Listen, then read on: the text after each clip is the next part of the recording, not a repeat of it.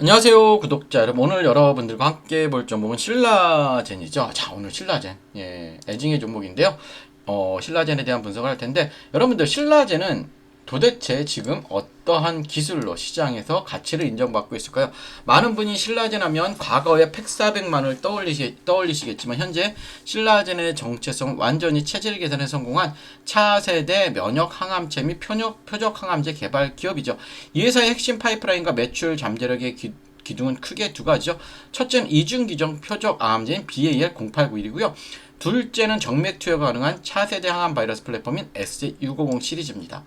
과거 항암 바이러스는 암세포에 직접 주사를 찔러 넣어야 해서 전이암 치료에 한계가 있었어요. 하지만 신라젠의 새로운 플랫폼보다 정맥 주사를 통해 온몸을 돌며 전이된 암세포만 쏙쏙 찾아내 공격하도록 설계되었어요.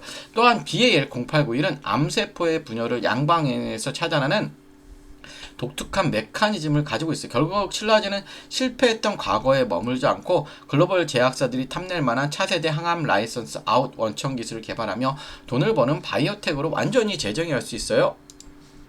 자, 그럼 최근 신라젠의 증권가 소식을 기준으로 해서 주가 이치와 주가를 움직인 핵심 뉴스를 말씀드리도록 할게요. 최근에 이슈가 됐던 건 뭘까요? 상한가를 기록하며 박스권 독파를 시도를 했었는데 뭘까요? 주가를 움직인 가장 결정적인 호재는 SJ650 시리즈죠. 맞아요. SJ650 시리즈. SJ650 시리즈입니다. 뭐냐면, 자, 이 SJ650 연구 논문 유전자 세포 체려 분야 최고 권위지인 몰리큘러 세라피에 채택되었다는 소식과 표적 항암제 BAL0891의 초기 임상 결과가 세계 최대 암학회인 아스코 2016에서 공식 공개되었다는 점이에요. 긍정적인 해석으로는 학회에서 공개된 BAL0891의 초기 데이터가 고용량 구간에서도 여러분들 우수한 안전성을 보여주었고 권장 이상 용량을 확인했다는 점이에요. 이는 기술력의 불확실성을 지우고 글로벌 빅파마로의 기술 수출 가능성을 높이는 중장기적인 변화로 볼 수가 있어요. 하지만 냉정하게 봐야 할 리스크도 있습니다, 여러분들. 그렇죠? 냉정하게 봐야 할 리스크. 나쁜 이슈는 분명히 존재. 현재 단계는 초기 임상 결과 일상이에요. 이제 공유한 수준이고 최종 상업화나 대규모 계약까지는 여전히 갈 길이 멀고요. 많은 시간이 소요돼요, 여러분들. 또한 바이오 기업 특성상 R&D 비용 지출로 인한 재무적 부담이 지속되고 있어 단기적인 주가 급등락과 변동 리스크가 매우 크다는 점은 반드시 염두에 두셔야 하는 조정 구간의 특징이에요. 자, 그럼 우리 차트적으로 여러분들께 분석을 드리기 전에요. 최근의 시장은 뭐예요? 맞아요.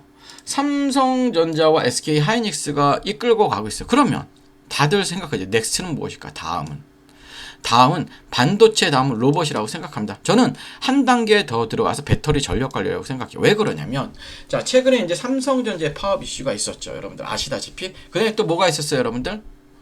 자동차 업계 잦은 파업, 또 카카오의 파업. 뭐예요, 여러분들? 이제는 로봇 자동화가 될 수밖에 없어요. 그 중에서도 저는 로봇을 오래 지탱하기 위해서는 뭐냐, 이제 배터리가 중요합니다. 그래서 배터리 전력 관리를 사야 되는데 어떤 관심 종목을 사야 되는지는 오늘 영상 끝에 말씀드릴 테니까 영상 끝까지 집중해 주시고요. 차트적으로 보면 무너졌어. 이런 임상 발표, 논문 채택으로 인해서 급등을 했다가 단기적인 저점까지도 무너뜨렸단 말이죠. 그래서 여러분들 조금 이 종목 같은 경우는 여러분들 여기에요. 자, 보시면 이게 굉장히 중요한 자리예요. 얘가 여기서 무너졌기 때문에 얘가 바닥에서 치고 올라온 장대 양봉, 이 구간이 굉장히 중요한 거예요. 이 구간과 이 절반. 결국 뭐냐면 지금 2,200원, 2,800원이 굉장히 중요합니다. 자, 2,200원, 2,200원, 그쵸? 2,800원. 그럼 뭘까요, 여러분들? 맞아요. 좀만 참아요. 여기까지 열어놔요. 2,200원이란 이 구간. 그냥 지금 뭐냐면 의미 없는 하락이죠. 거래량 없고 이슈도 없고, 그러니 그냥 시장도 코스닥 쪽이 안 좋잖아요. 그러다 보니까 그냥 시장의 흐름을 타고 그냥 쭉, 그쵸? 뭐다? 개인들 피말리는 구간이에요. 피말리는 구간. 그렇기 때문에 뭐냐면 2,200원까지 열어놓읍시다. 그리고 본격적인 상승은 2,800원이에요. 그래서 여러분들 여기까지 기다려요. 그러니까 너무 여러분들이 급한 매매는 안 했으면 좋겠어요. 그냥 조금 기다리는 매매를 하셨으면 좋겠고요. 마지막으로 신라젠은 과거의 데이터와 현재의 기술력이 복잡하게 얽혀 있죠. 단순히 좋다, 나쁘다라는 이분법으로 접근하면 큰 손실을 보기 쉬운 종목이에요. 시청자 여러분이 어떤 가격대에 물려 계시는지 혹은 새로운 진입 기회를 보고 계시는지에 따라 가격 대응 구간과 다음 뉴스 확인 기준은 완전히 달라집니다. 유튜브 영상에서 제가 다 풀어드리지 못한 외국인 기관의 실시간 참고 분석 정보와 향후 임상 진전에 따른 시크릿 대응 체크 포인트를 별도로 정리를 했어요, 여러분들.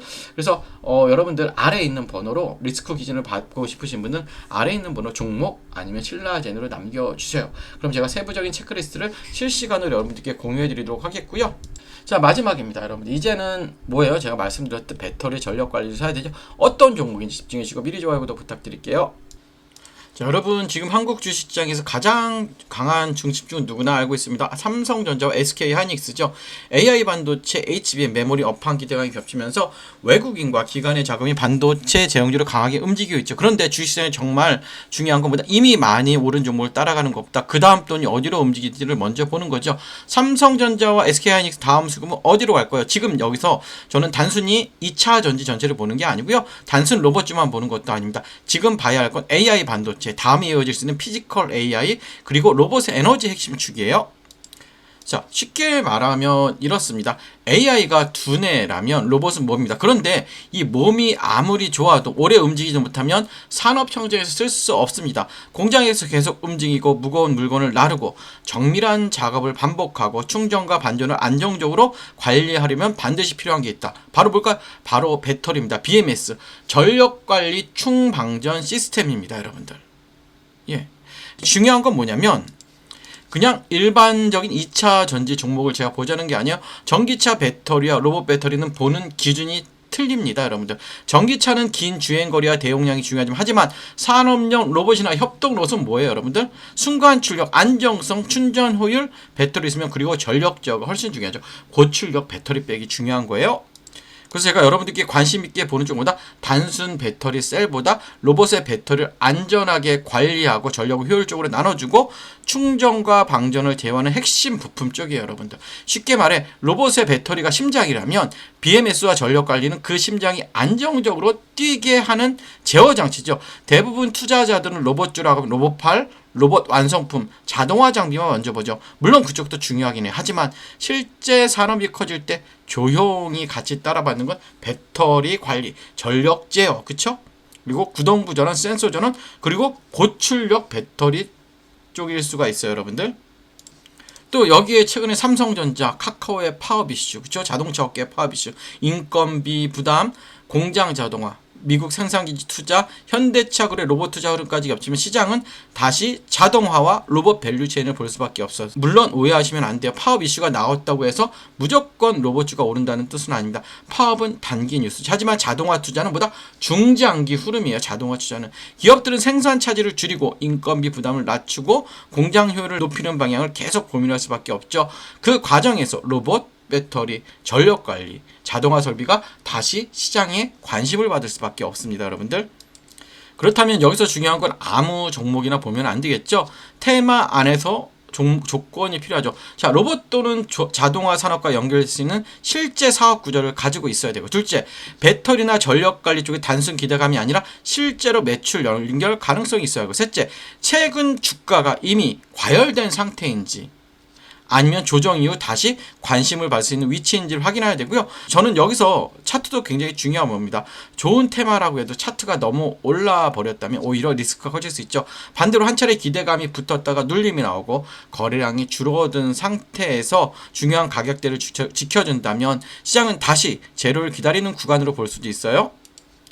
그래서 봐야 할 건 세 가지죠. 첫째, 21선 부근을 잘 회복하는지, 그리고 61선이나 주요 매물대에서 지지가 나오고, 셋째, 거래량이 감소한 눌린 구간인지 아니면 수급이 빠지는 하락인지. 주가가 빠졌다고 무조건 나쁜 건 아닙니다. 중요한 건 어떤 거래량을 빠졌는지, 어떠한 가격대에서 멈췄는지, 그리고 외국인과 기관 수급이 다시 돌아오는지예요. 특히 이런 테마성 종목 뉴스만 보고 접근하면 위험하죠. 반드시 확인해야 하는 건 외국인 수급, 기관 수급, 거래량, 그리고 뉴스가 실제 사업으로 이어지는지 보셔야 되고요. 제가 이 흐름을 관심 있게 보는 이슈는 단순히 로봇이라는 단어 때문이 아니에요. 지금 시장의 흐름이 AI 반도체에서 피지컬 AI로, 피지컬 AI에서 로봇으로, 로봇에서 배터리와 전력 관리로 내려오는 구조이기 때문입니다. 반도체가 시장의 두뇌를 담당했다면 다음 두뇌가 실제 산업에서 움직이는 몸, 즉 로봇입니다. 그리고 로봇이 오래 움직이기 위해 필요한 심장, 그게 바로 배터리와 전력 관리입니다. 자, 이 흐름 안에서 제가 보고 있는 종목은 단순 로봇 테마가 아니라 로봇이 실제 산업 청정에서 움직이기 위해 필요한 에너지 핵심축과 연결되어 있어요.